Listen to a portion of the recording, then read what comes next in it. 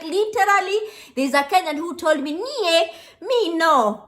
Kenyans no. And I wanted to ask, and who am I? I'm not a Kenyan like you. Me Kenyans no. I prefer to mingle with Italians.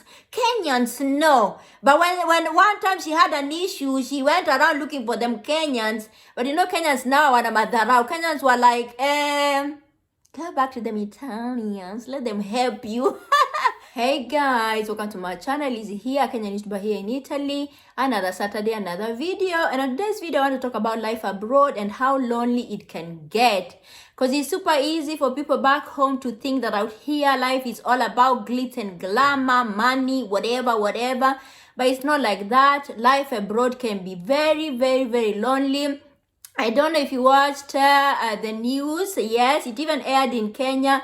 An Italian woman who was found dead 2 years. She died like 2 years ago, but the neighbors didn't even realize that this woman was not out and about. They did not know that she died 2 years ago. And if it was not for a windy night that a tree fell in her compound and the neighbors were like, this is dangerous, they called the police, no one could have known that that woman had died 2 years prior. When the police came and knocked at the door, no one was answering.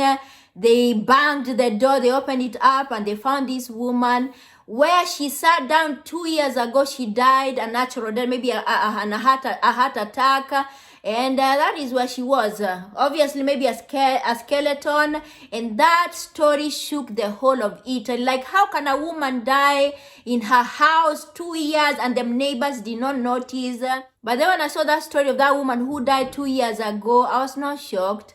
Like, here people tended to mind their business. I even realized when I was sick, me and my children in this house, we had COVID.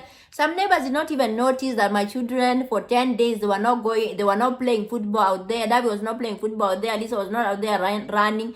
You could have died in this house and no one could have noticed. Like, here people mind their business. It's not like in Africa, especially in the village. Yes, because I lived in Nairobi, and even Nairobi, people tend to mind their business. They don't want to mingle with other neighbors. Even me, myself, by the way, when I was in Nairobi, I didn't know much about my neighbors. But in the outskirts of Nairobi, the village, people are super friendly. You will see even when there's a wedding, when there's a funeral, people come together and they help the family. Here, even when someone dies, yes, some people will send flowers and whatever, but it's not like in Africa where people go, the whole village would go to a funeral. Here by the funeral, they are so sad, them funerals up here. Even them weddings, an invite only. You cannot just go and enter people's wedding the way we used to do when I was growing up. I used to crash them weddings, eat pilau, drink juice and whatever. Here life is super different. I also realized here you cannot just pop into people's house like the way they do in Africa, especially in them villages, where someone will be passing outside your gate and be like, come in and eat, kuja ukule, kuja ukunywe.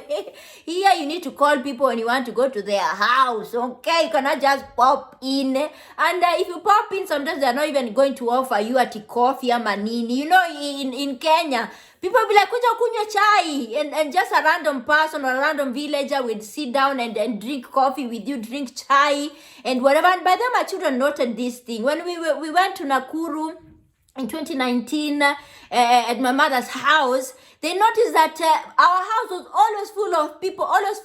And Alisa said, every time someone would come to grandma's house, Nona's house, they will cook chai for them. That is a difference that they saw here. Like, people don't go to people's house and they drink chai, you know. And they were asking, Mama, is it always like this? Like, there was a flow of people who'd come to our house and eat and drink and whatever. Here, I don't know if I've ever even eaten at people's house here. Like, but growing up in Nakuru, we'd go to people's house and eat. Like, it's super normal. I'm not saying Nairobi, because Nairobi, as you always know, ni shamba ya mawe. And everyone from different parts of Kenya, they come there and they mind their business. But in the villages, people are super friendly, as we all know. Okay, it's one big happy family in the villages. It's not like in town. But here in Europe, hey, that is extra. But then there's some Africans too who come here and adopt that kind of lifestyle where they don't want nothing to do with the other people, especially other Africans. And don't get me wrong, sometimes you might be forced to do your business. Even me, when I came here, I had a few Kenyans friends here and there. But then after some time, you're like, oh, their vibes are not like mine. So you just let them go pole pole. But there are some Africans here who don't want nothing to do with other Africans. They're like, Mimi, I want to associate with white people. But when shit goes left, when they need you, or they need now the African community or the Kenyan community, that's when they will look for you.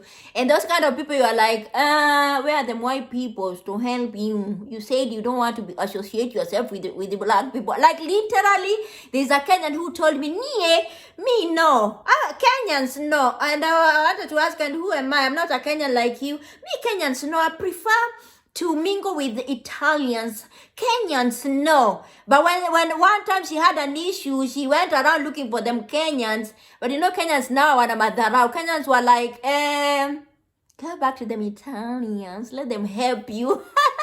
So it's not good to jitenga and just not to care about other people. And like I said, maybe you can be forced by circumstances, because there's even some Kenyans who bring drama in your life. So you're like, I better even stay alone, no? Yes, there's some Kenyans who bring drama.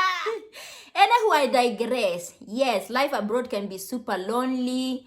Like people tend to mind their business. And that's why I always say, if you find a few circle of people who you can trust, who are good people to you, like a good tribe to you, hold them tight, because life abroad can be very, very, very, very lonely. Hey, to end this video, I would say, yes, life abroad can be lonely. People tend to mind their business. And we need to learn from this story of this woman who was found dead 2 years. 2 years. But that is strange. Me, even if I don't talk to my neighbors, if I don't see a neighbor for 2 years, I'll be like, what? Where did they go to? I will start asking and inquiring where they went to. I don't know what kind of neighbors that woman had. By the way, the government started looking for them relatives and whatever. I have not followed up that story. But it was like, if they don't find any relatives, the government, the state is going to bury her. And the mayor of that town was like, if you don't find the relatives of this woman, come in plenty. Let's love her now that she's gone. Maybe she was a lonely woman who didn't have family and whatever.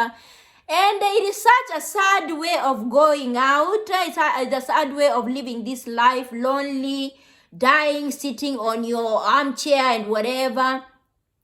And, oh my God, bring shivers in my body. I hope one day I'm not going to die in the house.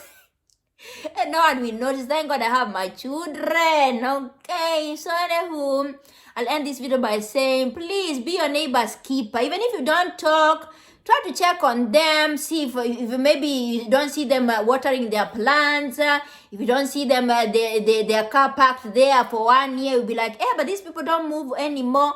Just be your brother's keeper, even from far.